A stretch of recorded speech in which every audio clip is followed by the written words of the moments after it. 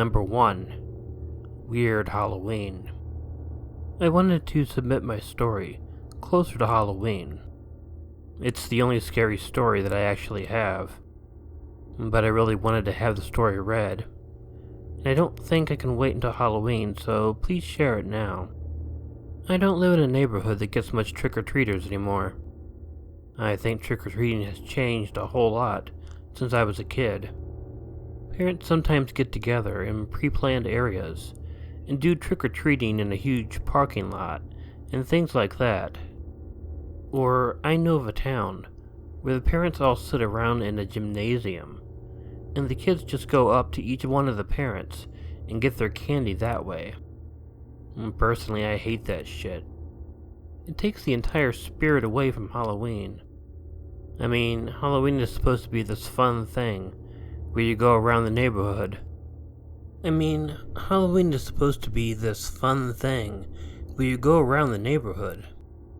You get to see the way people decorate their houses. I love it when parents really get into it and make the entire trick-or-treating experience just fun. So, I still give candy out at my house. But there are less and less children who come every year. But even after this bizarre thing that happened to me, I continue to give out candy. My neighborhood allows trick-or-treating to go until 10 p.m. However, there are kids, usually ones who are just a little bit older, middle schoolers, and maybe some high school kids, who will be out after 10. It doesn't bother me. If they come around even after midnight, I will give them candy. I was sitting by the window in my front room. I was thinking about Billy. I noticed this kid walking around in a costume. He wasn't a very large kid, and that made it strange for him to be out so late. It was close to midnight, and you never saw the young children out that late.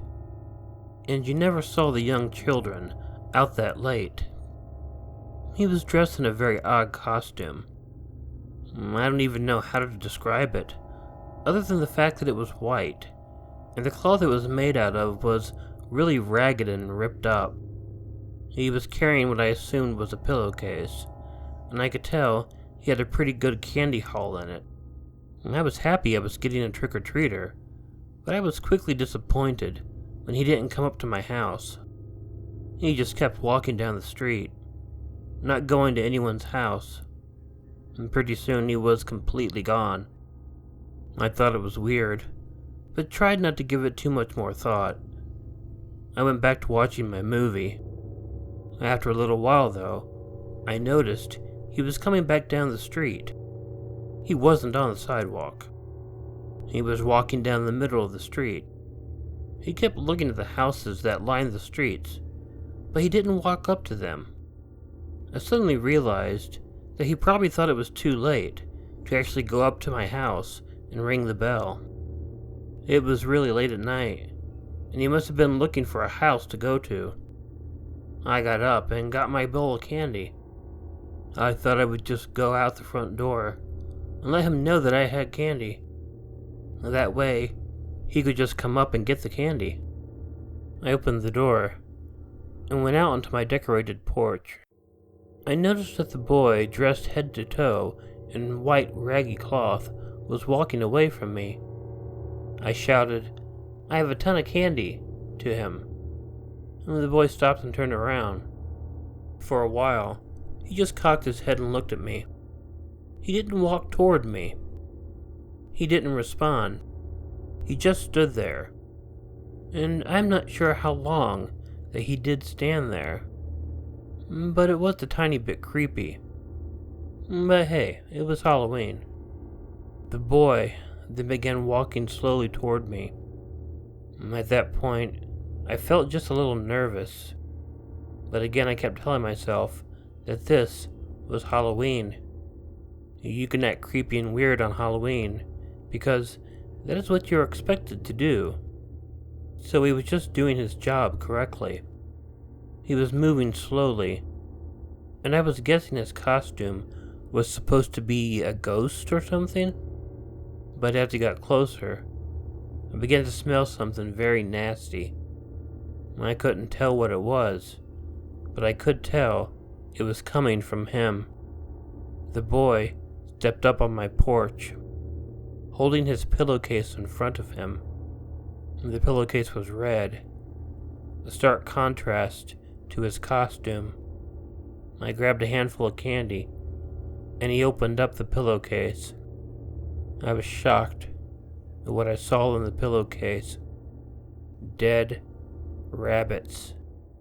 Bloodied and dead rabbits. I won't explain more of what it looked like, but it was terrifying and disgusting. I didn't move at first. How could I? I was too shocked. But the boy, he just stood there looking at me, with his pillowcase open. I did the only thing I could think of to do. I dropped the candy in the bag. When I did, he turned and left. I went back into my house and locked the door. The boy left, and he stopped walking up and down the street. He was gone. Honestly, I think it was a prank. Still, though, it was a sick prank. And there were not words that I can use to describe anybody who would do such a thing. I didn't report it. It was Halloween. People do stuff like that, or they at least play pranks. I just didn't really want to ever see something like that again.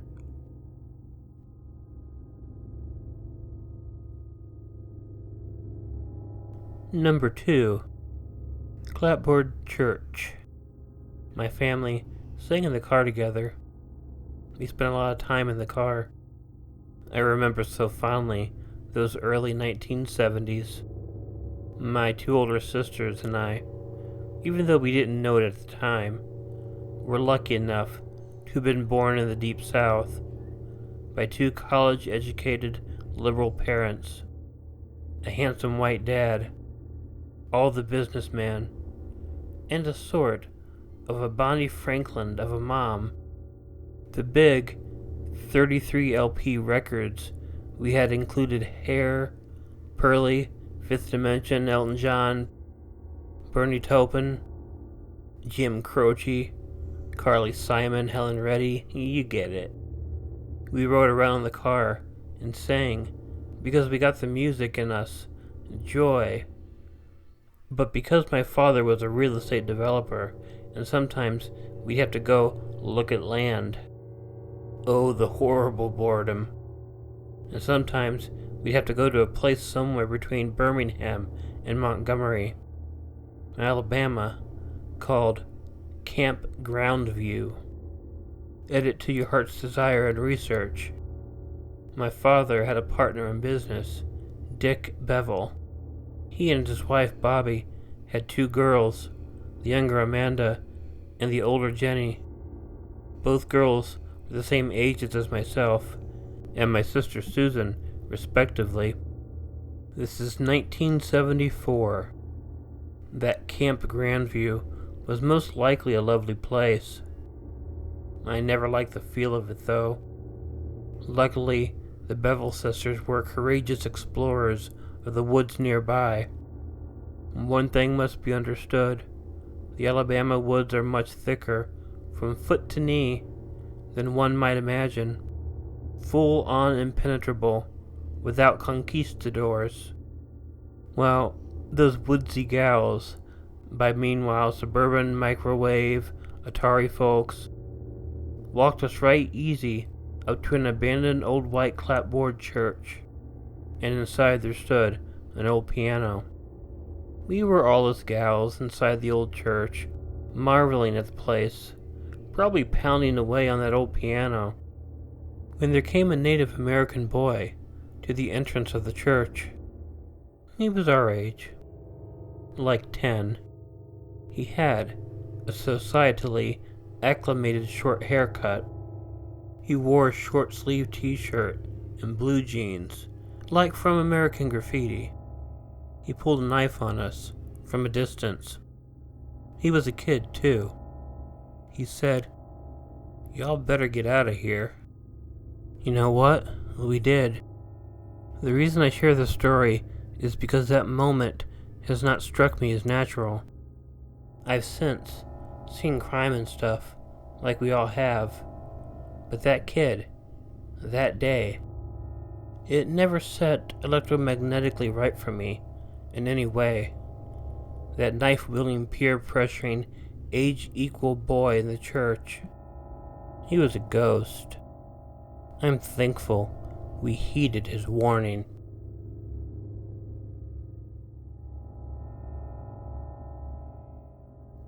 Number 3. This happened many years ago, in the mid-1960s, near my hometown in northern Minnesota, near Duluth, when I was about 11. My town had a lot of paper industries and railroad traffic. It was located on a river with lots of thick woods down there. My 2 friends and I took our 10-speed bikes on a ride down to the railroad tracks in the woods along the river. It was a hot midsummer day, and the woods were really thick. We walked our bikes along the rocks that were laid on the sides of the railroad tracks. I had to take a dump, so I left my bike with my 2 friends and went to the other side of the tracks, into the woods. Soon a train came along, and I was cut off from them. I was almost finished, and was using big weeds known to us as outdoor toilet paper, when I saw 2 old boots walking towards me. I looked up, and there was a creepy-looking old man with old green pants and a dirty unbuttoned flannel long-sleeved shirt. He grinned at me and had horrible yellow teeth. I started to get up and pull up my underwear and shorts, but before I could, he was right on me and grabbed my genitals with his dirty hand and started to do a nasty laugh. I was so scared I could hardly breathe and could not get my pants all the way up, but I ran like hell back to the railroad tracks. Fortunately, the train had gone by, and I was grabbing my shorts and could see my 2 friends on our bikes. I ran to them, and they just stared at me. Then I saw that creepy man behind me. He saw my friends and took off into the woods. We just ran our bikes along the rocks and then got back to the highway. We were so scared and did not say anything. I never told anybody about what had happened, and we never talked about it. Summer zoomed by, and we never went into the woods again. A few months later, I heard my dad talking to my grandpa about some old man that lived down a dirt road that had been arrested for molesting 2 brothers. They were talking about the article in the paper. I was in another room and did not say anything, but I found the paper and read the article. I'm not sure if it was the same man, but it was creepy.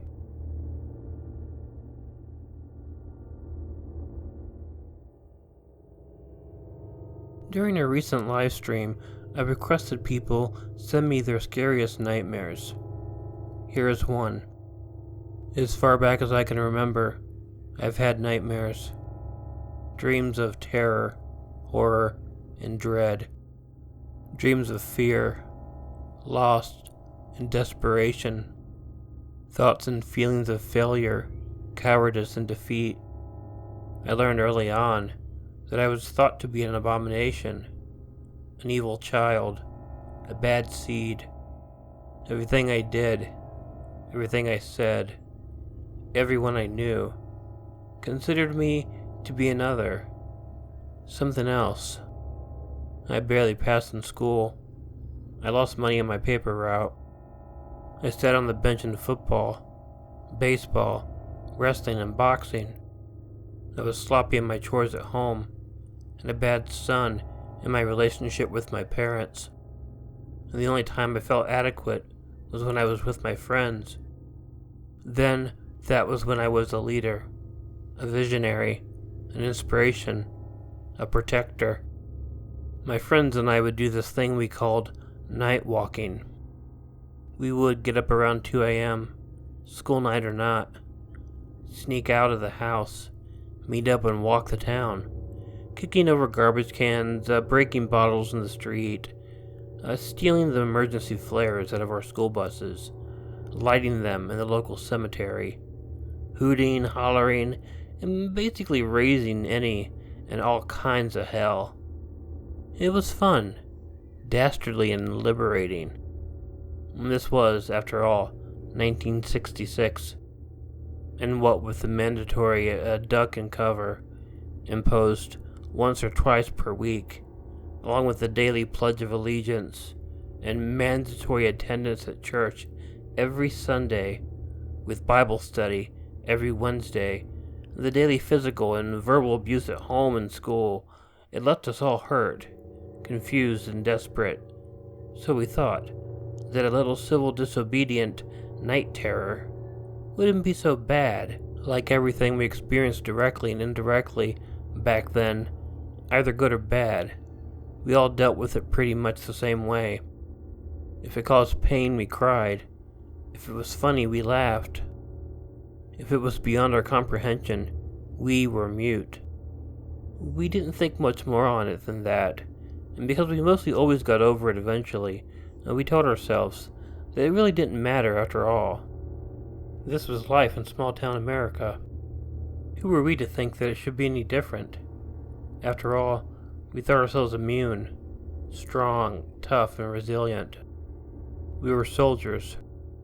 We were fighters. We were heroes.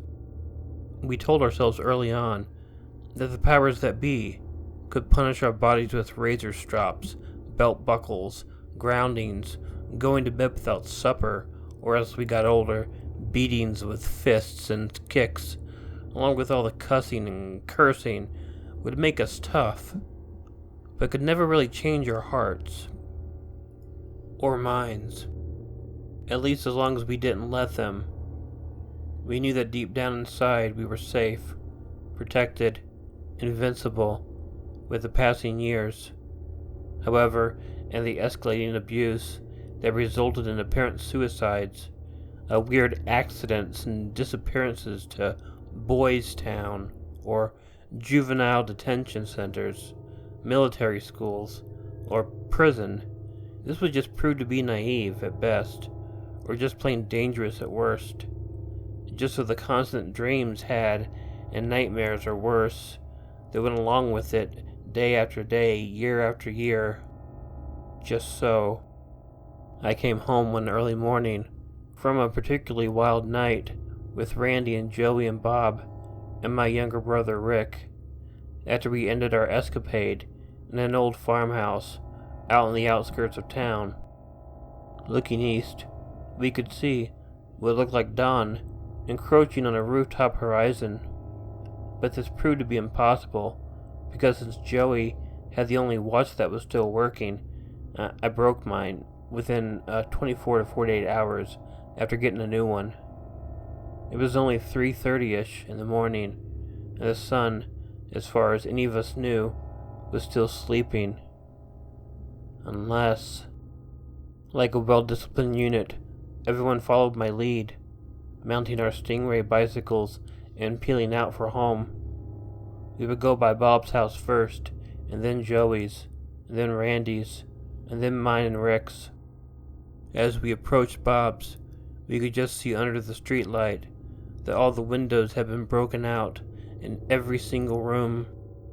The front and back doors were standing wide open, with what looked like bedclothes, sheets, pillows, spreads, etc., hanging or piled in disarray on the ground outside, and we quietly and gingerly tiptoed the piles, prodding with a stick for any signs of movement or blood or whatever, but there was nothing. They were all empty, out of place for sure, but otherwise nothing. They looked like they may have been blown off the clothesline in a high wind. The inside of Bob's parents' house, however, looked like a tornado hit it. Books, papers, dishes, pots and pans, drawers, everything emptied out and flung everywhere. The console television smashed, records broken, but no sign of anyone. Neither his parents nor his brother or sister. No signs of Duke, his dog. The cats. His pigeons he raised for contests. The chickens they raised for eggs. Nothing. No one. Bob was in shock. We were all in shock. I asked him if he wanted to stick together, but he said no. So he left him there and proceeded up the street towards Joey's. It was the same.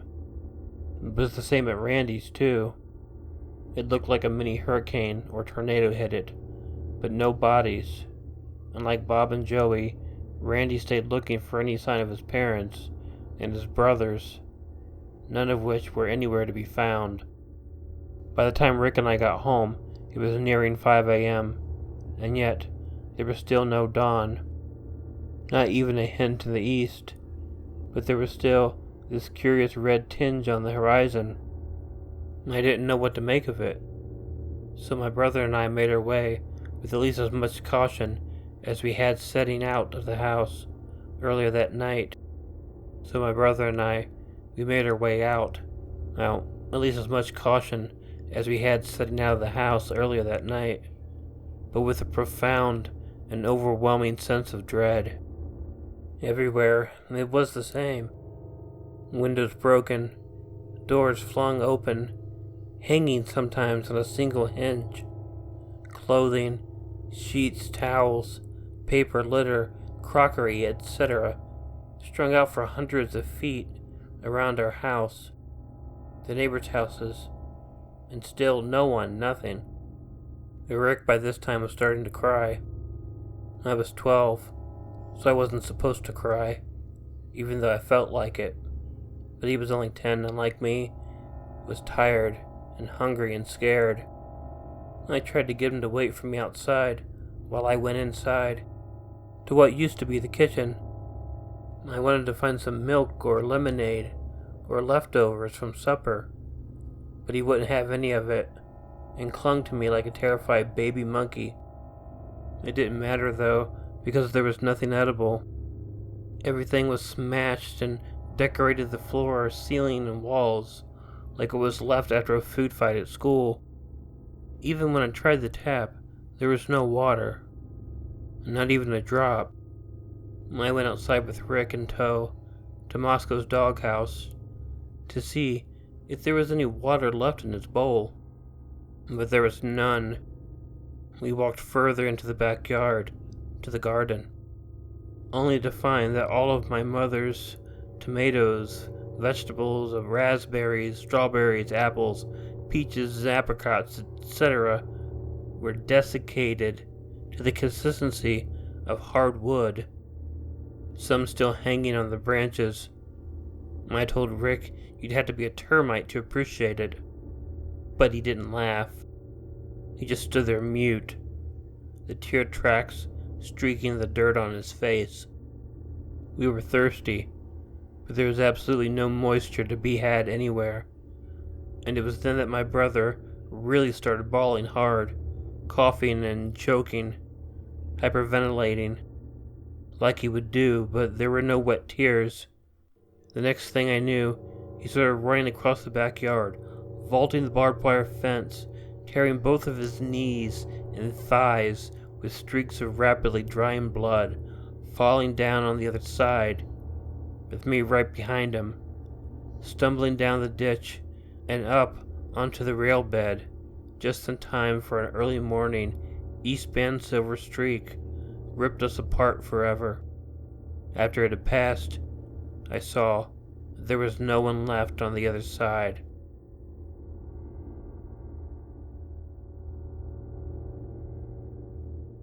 Hey y'all, Killer Orange Cat here.